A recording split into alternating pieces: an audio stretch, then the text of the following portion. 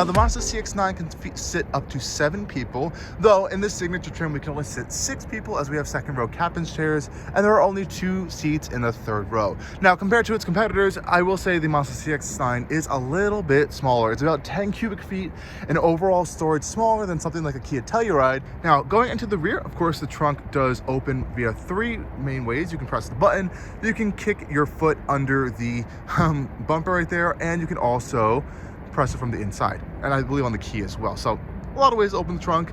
And as you can see here, we have it with the third row up, with the third row down, and with the second row down.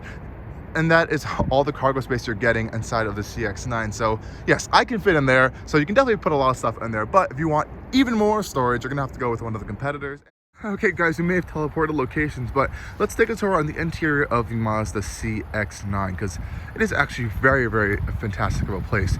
Now, like I said, this one has the deep chestnut brown leather interior, and it is gorgeous inside. On the door panels, we have this really beautiful deep chestnut leather trim, and it's all Nappa leather, all really, really nice. I love this deviated stitching as well. We also have real rosewood trim on the interior, which is open pour. It's fantastic feeling, and it wraps all the way around door panels and the center console. Now, the seats themselves heated and ventilated up front, and we have this really nice stitching going on in there with this nice white contrast white piping.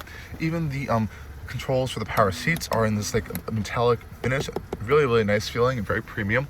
We also have nice thick floor mats. Of course, you can get all weather floor mats if you want those as well.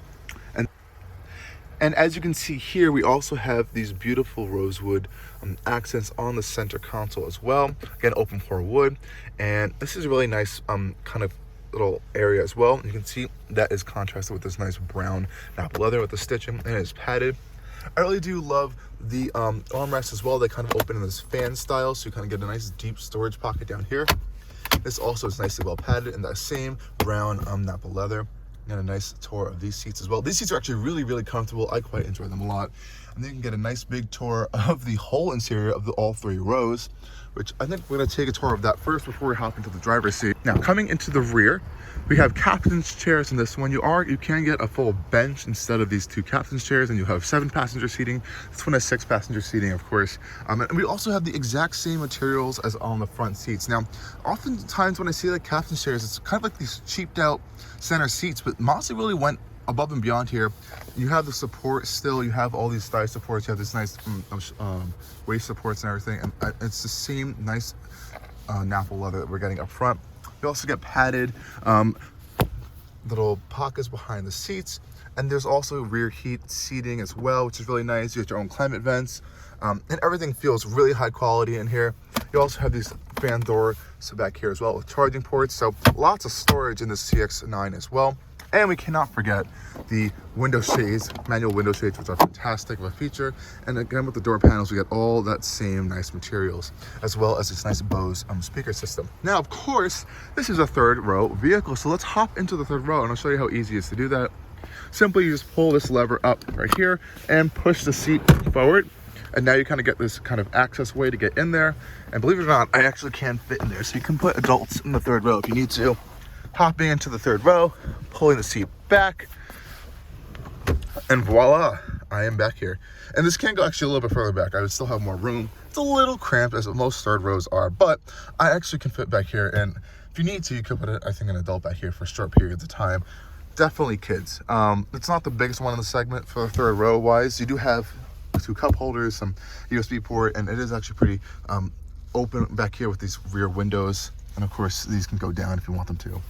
But it's not the worst space to be in. And I think it's a little bit more open since we have this captain's chair style seating in the second row. So you have a little bit more open space, and you get a nice view of that front cabin up there, which is really nice. Getting out is just as easy. Push that lever, push the seat forward, and hop right out of the CX-9. Now, as we're back here, as we're doing all this labor, we just push the seat back for you guys. Then I can show you, if you wanted to fold the seats flat down, you pull this lever right here, and they literally fold flat down. Now, these seats are completely covered in this leather material in the back. So if you are going to be putting some, I guess, more maybe abrasive things in the trunk. You might want to put some kind of padding down so you don't ruin these, especially with this console on the center right here, which could also, I think, might get damaged. And this does also kind of pose a little bit of issue because then you don't really have a fully flat cargo space back here with this center console. Now coming into the trunk, of course you can operate it by kicking under the trunk, which I love. Then you can kind of see what's going on in the third row back here. Sorry, our bag over here right now. You can fold these seats down pretty easily. And you kind of get an idea of what's going on when you want to have maximum cargo space in your CX-9. Gonna have a nice tour all the way straight through to the front. So yeah, you can have some additional cargo space, and of course, we have more room under here if you want to put some extra little storage bits, and we have a spare tire under there as well. So I like that you can have this amount of space, even including a spare tire, so that's pretty nice. But you can get a little bit limited in some legroom areas compared to some of the competition in this class. Okay guys, let's go take a tour of the front really quick.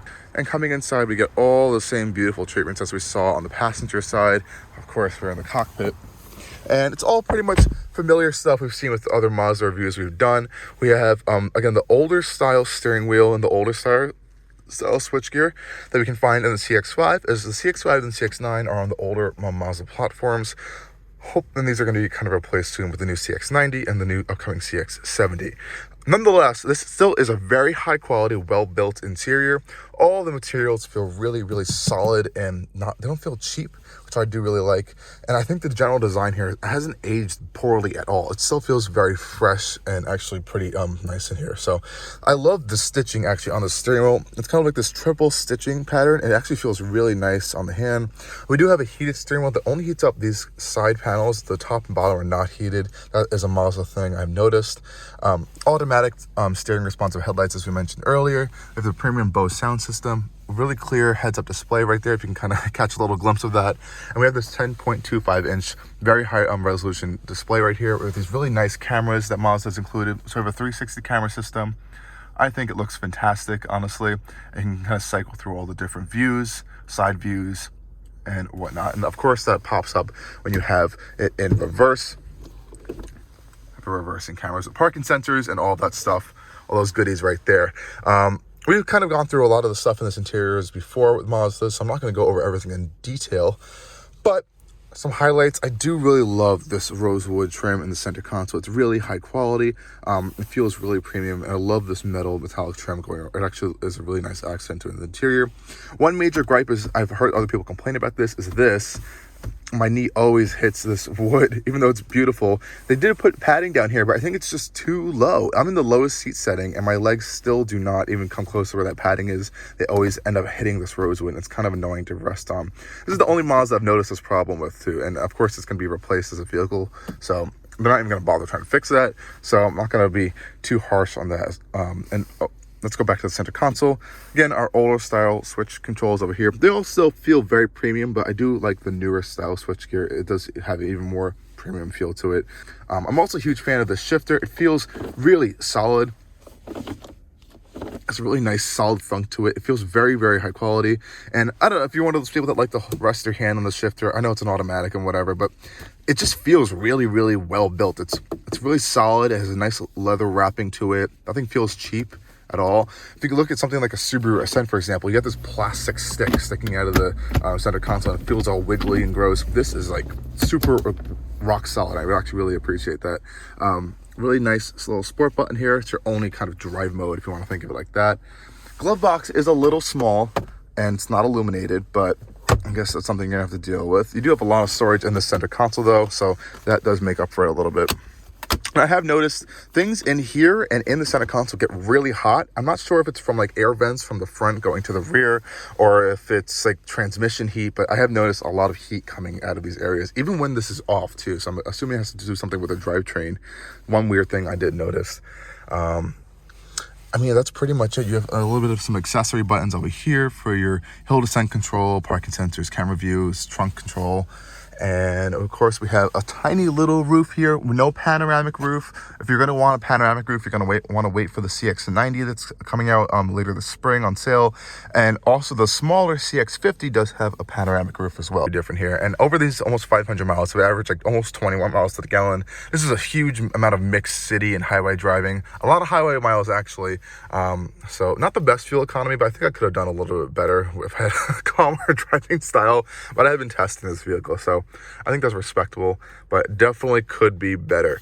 Like I said before, heated and cooled seats, which is really nice. I love how we have physical buttons for those. And I love how the climate controls are still separate buttons down here. We don't have like a mixed system going on. So all of these are always accessible to you and not embedded into the infotainment system.